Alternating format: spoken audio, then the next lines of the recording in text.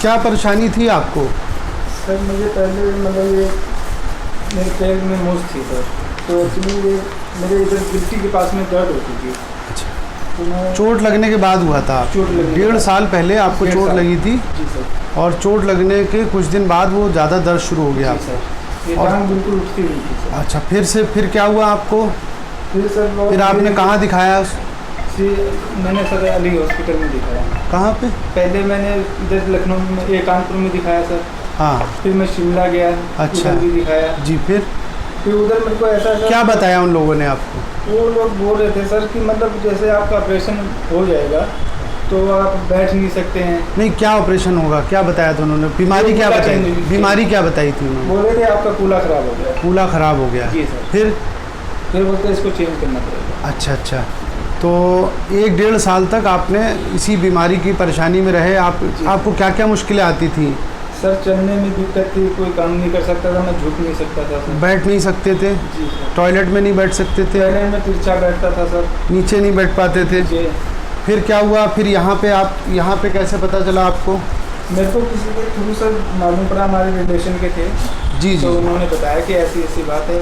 अच्छा। जब मैं आपके पास में आया तो मेरे को ये कूला इनका ख़राब हो गया था बाएं साइड का, और ये नॉर्मल कूला है और ये ख़राब हो चुका था।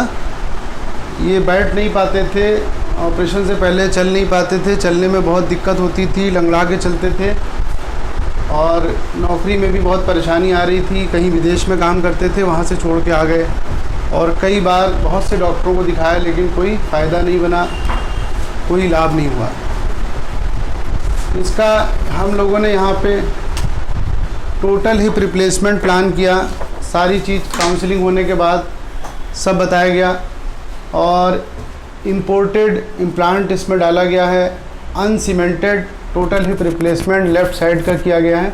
इसमें हमने एस्टाबुलम भी चेंज किया है, और नीचे ये नेक और स्टेम भी डाली है अनसीमेंटेड। इसकी लॉन्गिविटी सबसे ज़्यादा होती है, अराउंड 30 to 35 ईयर्स तक ये अच्छा चलता है। यंग पेशेंट के लिए बहुत अच्छा है। ऑपरेशन के बाद आपको कैसा फ़र्क महसूस होता है? ऑपरेशन के कितने दिन बाद आपने चलना शुरू कर दिया था? सर वॉकर पकड़ के मैं तो 1 हफ्ते बाद में बराबर चलने लग गया था सर। हाँ।